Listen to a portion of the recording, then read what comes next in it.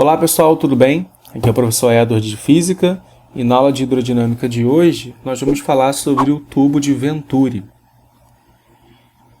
E esse tubo vai fazer com que a gente consiga entender o funcionamento de produzir vácuo para fazer bombas, por exemplo, de aspiração.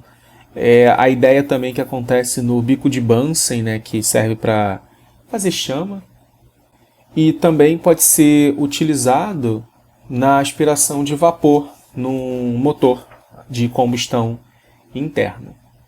Imagina que você tem aqui 3 tubos e nesse tubo você tem um fluido que faz um escoamento estacionário. Vou desenhar aqui. O detalhe é que esses tubos eles têm um afunilamento. Então essas linhas aqui com certeza vão se aproximar. Ficou meio esquisito, mas você entendeu, né? Tá aqui. Aí depois ela sai de novo aqui assim. Vamos chamar a área aqui de A1, a área aqui de A2, a outra não vou usar, mas vou chamar de A3.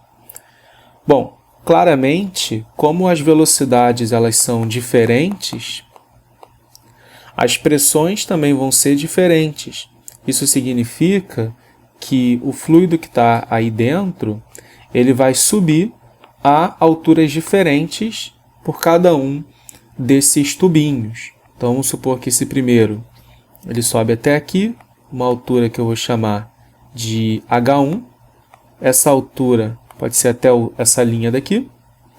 E o outro vai ter uma altura diferente aqui, que eu vou chamar de H2. Sobre as velocidades, quem é maior?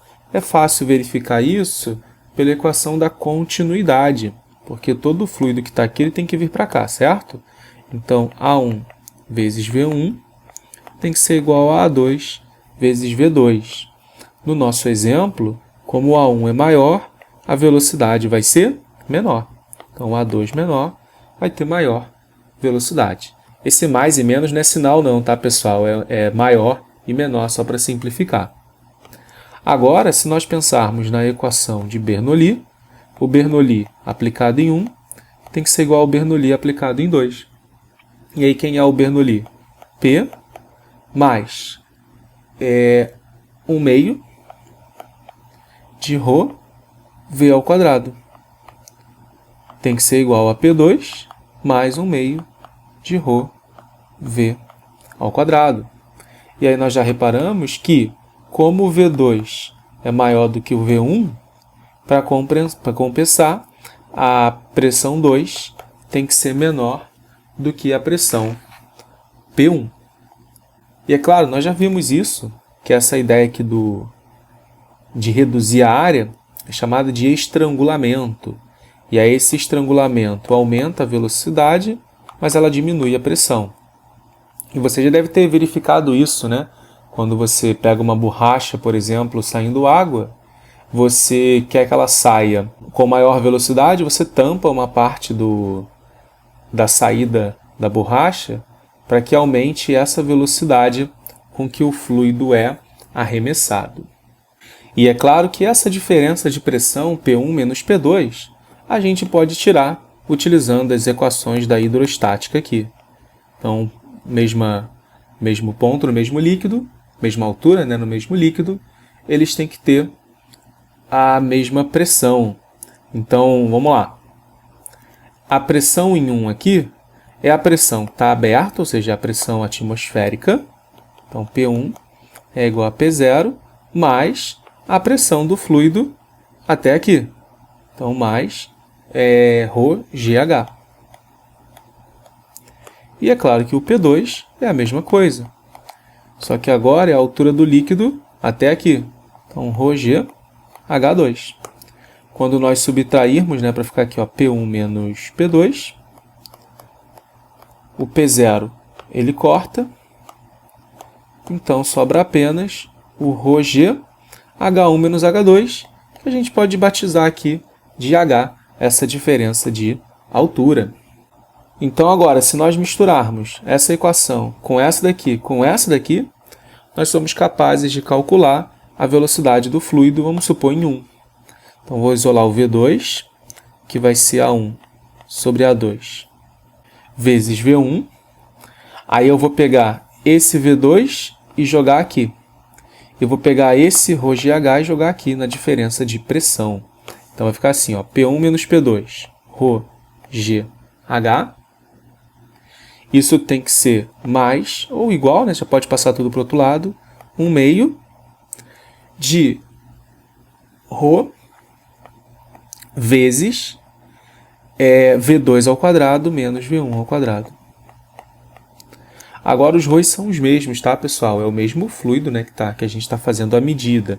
É diferente do tubo de Pitot, em que a gente estava medindo a velocidade do fluido passando aqui, utilizando um outro fluido aqui no meio do caminho.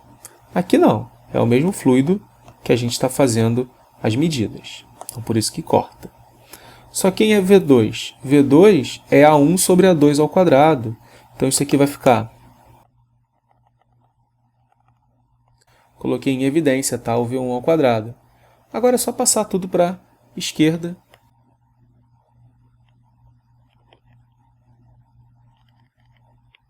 É fácil ver que se você troca o V1 com o V2, né, só vai trocar aqui a área 1 com a área 2.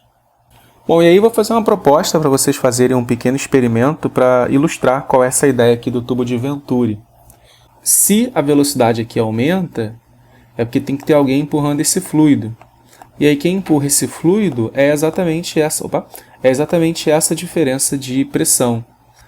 Essa diferença então de pressão, né, como a pressão aqui ela vai diminuir, ela vai dar esse poder de sucção, já que a pressão é menor.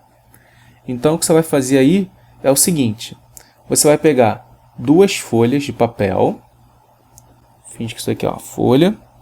Vai botar assim, uma em cima da outra, sem encostar, e próximas, tá? E aí, nessa primeira folha, você vai fazer um furinho bem pequenininho e colocar um canudinho aqui. E aí, com essas folhas próximas, tá? Você vai assoprar o canudinho. Aí você fala, bom, se eu assopro o canudinho, eu estou jogando o vento para cá, o que esse vento vai fazer? Ele vai empurrar a folha de baixo. Esse seria o esperado, né? Só que o que acontece é que essa folha, ela acaba sendo aspirada, vamos chamar assim, né? Para cima. E isso você consegue explicar facilmente olhando para esse sistema. O escapamento de ar com grande velocidade, né, por aqui, por isso que tem que estar próximo um do outro, tá, para poder o ar, quando escapar por aqui, ter uma área muito pequenininha, ele aumenta a velocidade, causa uma redução da pressão. Então, aqui em cima, a pressão diminui. Aí a pressão atmosférica vai e pá, empurra esse cara para cima. Bom, então nossa aula de hoje fica por aqui. Eu espero que vocês tenham gostado. Até a próxima. Não se esqueça de se inscrever no canal, deixar o seu like se você gostou desse vídeo. Pode colocar suas dúvidas aqui nos comentários e compartilha com seus amigos para que eles vejam essa aula também. E pode me seguir lá no Instagram, @edwardfísica.